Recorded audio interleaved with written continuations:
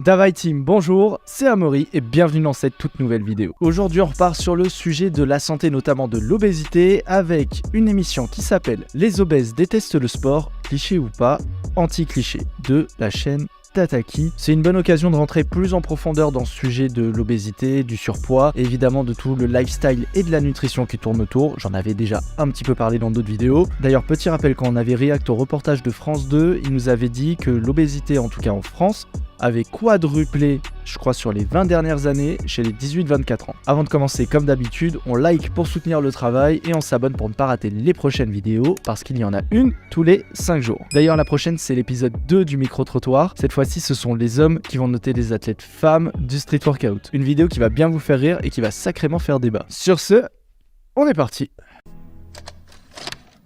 Tiens, ce serait chouette aujourd'hui si je faisais 100 kilos. Maintenant, dis ce que tu veux, moi je m'achète un bikini pour cet été. Ah ouais, t'as mangé tout ton réfrigérateur, c'était... Oh la violence. Les personnes obèses détestent le sport. Non. Grave cliché. Pas du tout. Cliché. Faut arrêter. J'ai fait du basket, j'ai fait de la natation, j'ai fait de l'athlétisme. Moi, je fais du uni-hockey. Je m'entraîne toutes les semaines.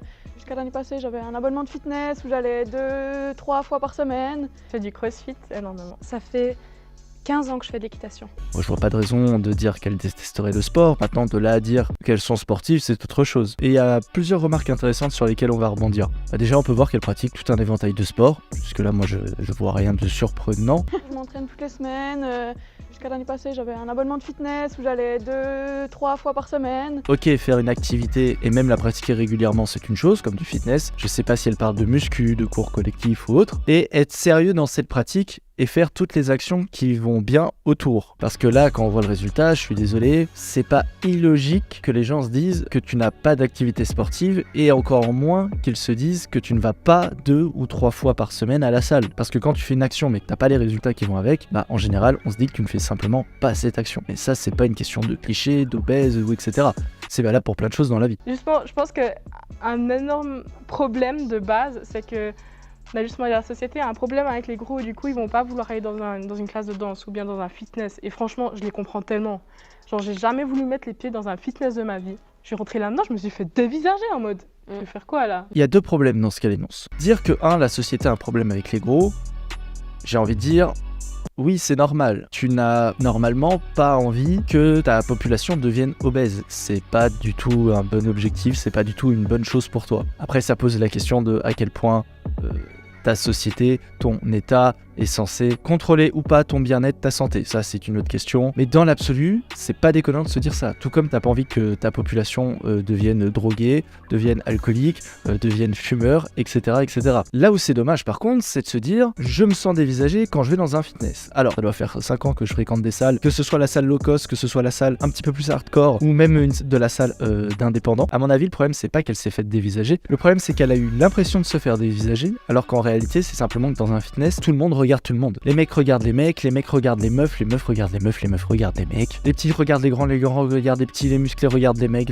regardent les musclés, etc. D'autant plus dans la pratique de la musculation, où t'as quand même plus de phases où t'es en repos qu'en action. Donc bah oui, durant tes temps de repos, bah tu changes de musique, tu regardes un peu ce qui se passe autour de toi, tu regardes pas forcément une personne en particulier, et encore moins parce qu'elle est grosse. T'as même plutôt tendance à regarder les gens les plus balèzes, parce que c'est plus eux qui vont t'inspirer le plus. Et au final, je pense que c'est juste une parano compréhensible de se dire « Ouah, j'ai l'impression qu'on me regarde alors qu'en fait on te regarde pas ». Donc n'utilisez pas ça comme un prétexte pour ne pas aller vous entraîner alors que vous en avez envie.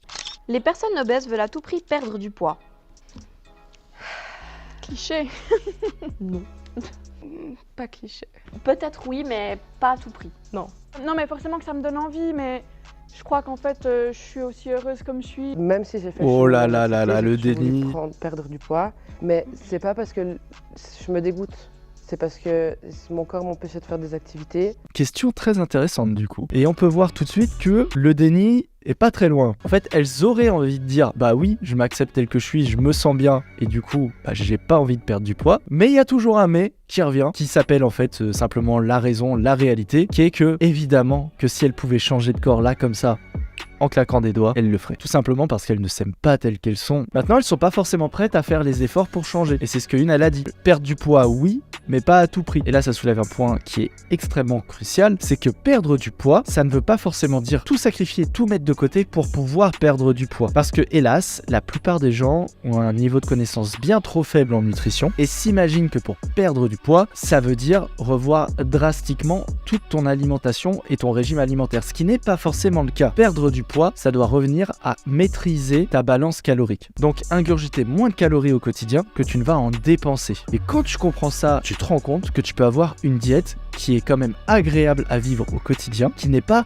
drastique à base de légumes et de salades, qui ne veut pas dire ne plus jamais se faire plaisir et qui donc est tenable sur du long terme et qui permet de revoir entièrement ton lifestyle. D'ailleurs, pour ceux qui veulent en savoir plus là-dessus, je vous ai sorti un guide vidéo du débutant en street workout, c'est le premier lien dans la description. Il y a tout un module dédié aux bases de l'alimentation, de la nutrition, qui vous permet justement de comprendre toutes ces choses-là. En plus des autres modules qui vont vous permettre d'acquérir les bases du street workout, comment avoir vos premières tractions, vos premières dips, vos premières pompes, vos premières figures, pour attaquer sereinement vos premières semaines de pratique dans ce sport. C'est le retour des beaux jours, c'est le moment d'en profiter pour se transformer physiquement afin d'acquérir un corps qui vous plaît et de le maîtriser au travers de différentes figures. Parce que c'est tellement plus facile d'être maigre dans cette société. Il y a toujours ça, y a une pas petite voix photo. au fond de moi qui dit attention, bois pas ça. Même si je m'en fiche et que j'ai envie de manger ce que je veux et que je mange du chocolat, je me fais plaisir, mais il y aura toujours ok, il y a combien de calories? Oui, t'as envie de manger ce que tu veux quand tu veux et de te faire plaisir, mais ça a des conséquences. Donc c'est normal que t'aies aussi cette voix qui te dise attends, au fond de toi t'aimerais changer, mais t'es en train de faire une action qui est contradictoire avec le fait de pouvoir changer. Donc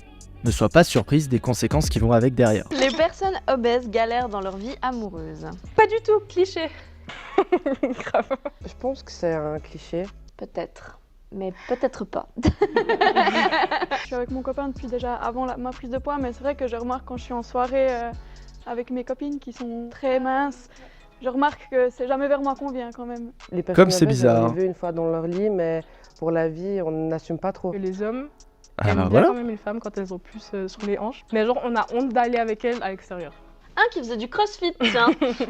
Oh, ce con. Bah, il m'avait sorti un truc du genre en fait, depuis qu'on est ensemble, j'essaie de te faire maigrir, mais ça va pas marcher. J'ai découvert que en fait, ça dépend de l'énergie que je dégage. Et depuis une année, à partir du moment où j'ai commencé à travailler sur moi, bah en fait, j'ai recommencé à avoir des compliments, etc. alors que je fais 100 kilos. Alors je ne pense pas en effet que les personnes obèses aient du mal à trouver des partenaires S. Des partenaires S qui leur plaisent vraiment, ça c'est encore autre chose, mais qu'elles en aient et qu'elles aient des propositions, ça j'ai aucun doute là-dessus. Maintenant, comme elle le dit, c'est pas parce qu'un homme il veut bien coucher avec toi qu'il va bien vouloir te garder. C'est pas pour rien qu'en général il y a que des gros avec des gros parce que il y a que entre eux que ça finit par matcher, par manque de choix, et du coup ils acceptent de se mettre en couple. Mais au fond d'eux, s'ils pouvaient avoir mieux, eh ben ils seraient pas ensemble. Elle le dit elle-même, quand je suis en soirée, c'est pas moi qu'on regarde. Bah oui, si t'as des copines qui sont un peu plus haut dans les standards de beauté, c'est sûr que tu vas être mise de côté. Et pour peu que tu fréquentes des hommes qui ont eux aussi certaines exigences, ah bah personne va te regarder. Hein. C'est la triste réalité des choses. On va dire je suis grossophobe, encore une fois. On va encore me dire ce qui compte, c'est l'âme de la personne. Si la couverture du bouquin est dégueulasse, t'auras pas envie de l'ouvrir et de regarder ce qu'il y a dans les pages. Et surtout, c'est pas parce que le contenu que tu as à proposer est intéressant qu'il n'y a pas à côté d'autres personnes qui ont un contenu tout aussi intéressant, mais avec en plus de ça, une très belle couverture. Ouais, il y a encore la société qui est derrière, quoi, qui dit que les personnes grosses, c'est pas des bonnes personnes, qu'elles ont une hygiène de vie catastrophique, qu'elles sont moches, ce genre de choses, et du coup, ça peine en fait. La société, c'est la société. Non, c'est toi qui en est arrivé là. Et surtout, c'est toi qui décide de ne pas faire le nécessaire pour changer. Et oui, je suis désolé, mais en état, t'es dans le bas de l'échelle des femmes physiquement. T'es peut-être une super personne, je dis pas, mais évidemment que aucun mec qui a un minimum de standards ne va vouloir t'approcher. Puis pourquoi tu voudrais que ce soit les gens qui revoient leurs critères et leurs exigences pour s'adapter à toi, plutôt que toi qui te mettent à travailler sur toi-même pour atteindre les exigences des autres. Je suis désolé de faire ce raccourci, mais c'est quand même très féminin de se dire il y a quelque chose qui me va pas, adaptez-vous à moi, plutôt que de se dire attendez, si je veux avoir ça, il va falloir que je m'améliore pour l'obtenir. Parce que quand t'es un mec, tu sais très bien que si tu ressembles à ça, tu vas jamais toucher une meuf de ta vie. Et donc, à un moment donné, la réalité, elle vient de dire mec, si tu veux qu'il se passe quelque chose de bien dans ta vie, va falloir que tu changes tout. Alors qu'une meuf comme ça, elle sait très bien qu'en s'inscrivant sur Tinder et en attendant, elle va quand même trouver des mecs. Sauf que plus le temps va avancer, plus elle va se rendre compte que c'est de moins en moins vrai, et surtout qu'elle ne créera jamais la moindre relation durable. Surtout passé la trentaine. Sauf que ça, elle le comprendra que dans une dizaine d'années, et ce sera trop tard. Aux garçons en fait de se dire que bah non, c'est une personne comme une autre et puis il n'y a pas de honte en fait à sortir avec une personne grosse. Alors, les personnes obèses ont des problèmes de santé. Comme tout le monde. Il y a un peu ce truc des médecins aussi que tout ce qu'on a, c'est à cause de notre poids. Et c'est pas vrai.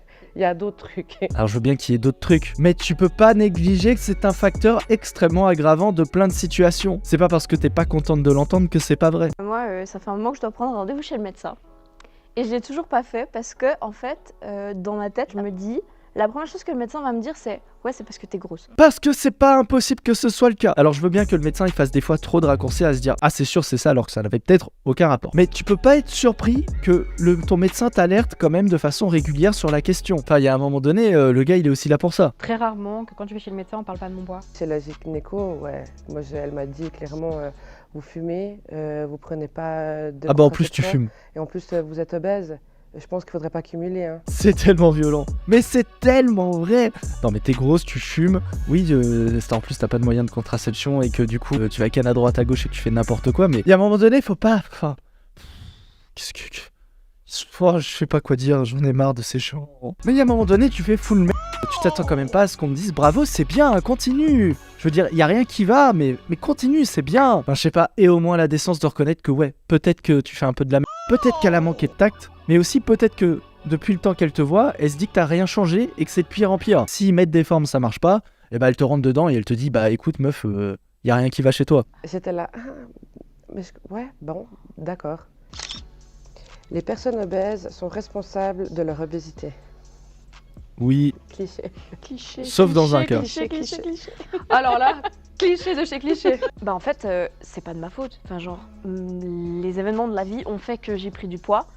Les événements de la Je me vie. suis jamais dit, tiens, ce serait chouette aujourd'hui si je faisais 100 kilos. Vous pensez vraiment qu'on s'est réveillé un jour et on s'est dit on a envie d'être exclu toute notre vie? Il y a plusieurs facteurs qui font qu'on devient obèse. Bah, c'est comme quelqu'un qui a de l'anorexie, elle a pas voulu ça. Non. On choisit pas en fait déjà de notre physique et non plus de comment en fait on va digérer les aliments qu'on mange. Ça, c'est vraiment n'importe quoi. Tu ne l'as pas voulu, d'accord, mais ne pas le vouloir et en être responsable, ce sont deux choses différentes. Qu'il y ait des événements extérieurs, ce que tu veux, qui à un moment donné font que tu dégrades ton lifestyle. D'accord, je peux bien l'entendre, mais il y a une différence entre dégrader un lifestyle qui était bon et qui devienne un peu moins bon et que tu prennes un peu de poids. Là, ton lifestyle, tu l'as même pas dégradé.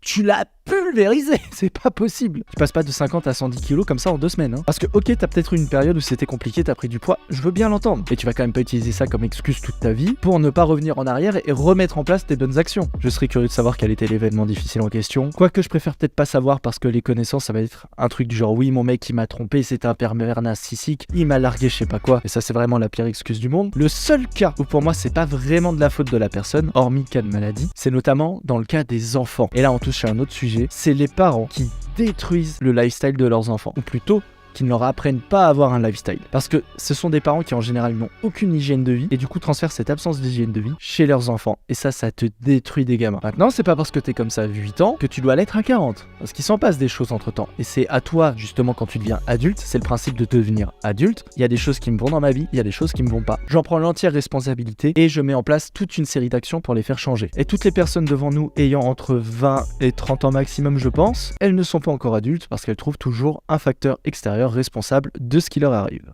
Je vous promets, il n'y a pas une femme ou un homme obèse ou gros qui n'a pas déjà fait un régime, qui ne fait pas tout le temps des efforts pour maigrir, qui ne fait pas parfois plus d'activités sportives qu'une personne maigre. On vit dans un monde Oh, où il faut aller l'hypocrite vite, et puis genre, Mais il y a un moment donné, si tu faisais 3 heures de sport par jour, t'en serais pas là. Arrête de mentir. J'ai jamais vu un gros de ma vie faire plus d'activités sportives que moi. Et pourtant, je fais pas 15 heures de sport par semaine non plus. Et c'est normal que vous en soyez là. Vous acceptez même pas la réalité des faits. Vous êtes même pas prêt à accepter vos torts dans cette histoire. Vous allez juste rester gros toute votre vie et ce sera bien fait pour votre...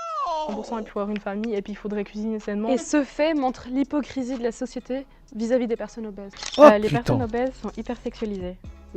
Pas cliché du tout.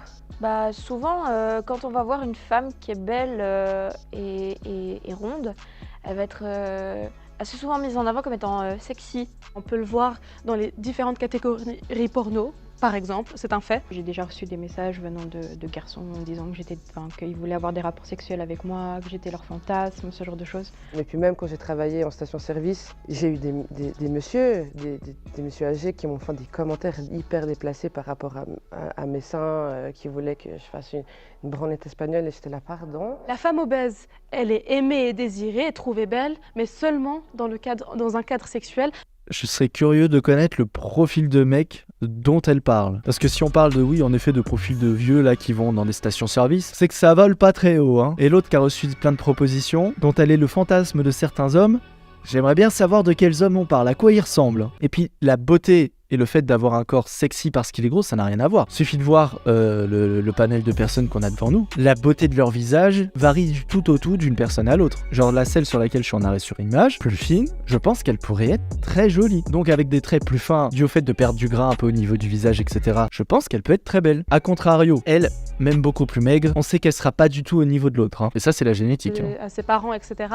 Ah non, je préfère une femme bien maigre, bien fine, qui porte du 36. Les personnes obèses vivent mal le regard des gens. Pas cliché. Pas cliché. Quand t'es plus jeune, tu ressens plus ce truc de te montrer aux autres comment t'es et d'avoir l'approbation du regard des autres en fait. Et surtout quand ça vient des gens qu'on aime et dont on est proche. Ça veut jamais arrêter tant que les adultes n'arrêtent pas. Parce que les enfants, ça leur vient pas à l'idée en mode « Ah ouais, la grosse vie, on va faire une critique. » Ah ouais, t'as mangé tout ton réfrigérateur, j'étais là. Tu commandes pas tout le temps quand même. Puis t'achètes quand même pas des plats tout faits à réchauffer au micro-ondes, hein. Sans se rendre compte, le poids, que ce soit pour les filles qui sont hyper musclées ou pas, minces ou pas, j'ai l'impression que les gens ils parlent que de ça. Normalement, si t'es ok avec toi-même et que ça te plaît vraiment d'être comme tu es, t'es prêt à accepter le regard des autres. Moi, quand je fais des vidéos comme celle que je fais là actuellement, je sais qu'il y a plein de gens qui disent que je suis le dernier des fils de... Mais je le vis vraiment très bien, hein, en harmonie avec moi-même. Je suis totalement raccord entre ce que je dis et ce que je pense. Être stylé. Oh, c'est faux. Cliché. Cliché. Pas cliché. Pas cliché. Ah non, pas cliché. Malheureusement, le marché des habits, le marché de la vente du prêt-à-porter, etc., ne nous donne pas souvent l'occasion d'être stylé et de nous exprimer. Tous les gens autour de moi qui me voyaient avec des shorts ou quoi disaient ouais mais c'est pas beau, mais pas ça. Les crop tops pareil, on voit ton ventre, on voit ton gras, machin truc. Ma maman, à quelque part, elle a toujours voulu me protéger et tout. Puis à un moment donné, dans l'adolescence, j'étais là, mais en fait, moi, je vais mettre un bikini. J'en ai marre des trucs une pièce dégueulasses. Ouais. Puis elle me fait, ouais, mais non, mais ça va pas. Et puis tu sais, là, tout. Puis en fait, non, dis ce que tu veux. Moi, je m'achète un bikini pour cet été. Il y a une grosse différence entre vouloir et pouvoir être stylé. Généralement, on trouve surtout les grandes tailles que sur les sites internet. Et c'est très rare d'en trouver en magasin. Bah oui, il y a des sites qui proposent quand même des super belles pièces grande taille, mais c'est vrai que c'est encore trop rare. Oui, bah rien de très surprenant. Les magasins, ils ont en stock ce que la majorité des gens vont acheter et la majorité des gens n'étant pas dans leur situation, bah ils proposent pas beaucoup de stock, beaucoup de choix dans ce type de pièces. Leur but c'est pas d'exclure ou d'inclure les gros, c'est juste de faire de l'argent. Et vous représentez pas la majorité de leurs clients, donc vous représentez pas la majorité de l'argent qu'ils pourraient gagner, donc ils font pas ce qu'il faut pour que vous ayez du choix. Ça s'appelle le business, ça n'a rien à voir. Les personnes obèses sont mal dans leur peau. Pas cliché. Mais les personnes minces aussi. Ouais. Bah du coup cliché et pas cliché. Je trouve qu'on est pas mal dans notre peau à nous. Parce que justement on nous montre qu'on n'est pas pareil que les autres. Et qu'on rentre pas dans le moule. Je pense que c'est faux de dire qu'on se sent 100% bien dans la peau parce qu'on a grandi dans cet environnement grossophobe. Moi par exemple je m'aime plus aujourd'hui. Alors c'est très dur à dire, ça m'a pris du temps pour dire ça, mais aujourd'hui j'arrive à dégager parfois 10 minutes, 15 minutes pendant la journée où je me trouve belle. Moi j'étais très longtemps mal dans ma peau, jusqu'à que je me dise mais en fait j'ai qu'une vie, j'ai qu'un corps, puis ma foi il faut l'accepter comme il est.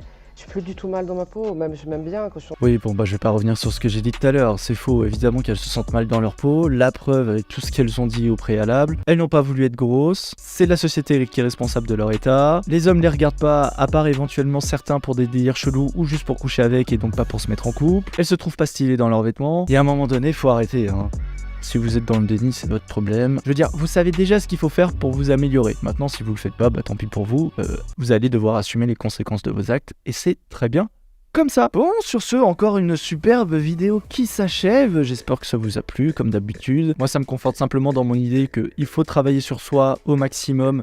pour se différencier de ces gens-là. Pour ceux qui veulent profiter de l'été et se lancer dans le street workout, premier lien de la description, le programme vidéo gratuit. Et pour ce qui est des figures plus avancées, il y a les autres programmes pour ça. On like, on s'abonne parce que ça vous permet de ne pas rater les prochaines vidéos, une tous les 5 jours. Sur ce, c'était Amaury, je vous dis à la prochaine et bye.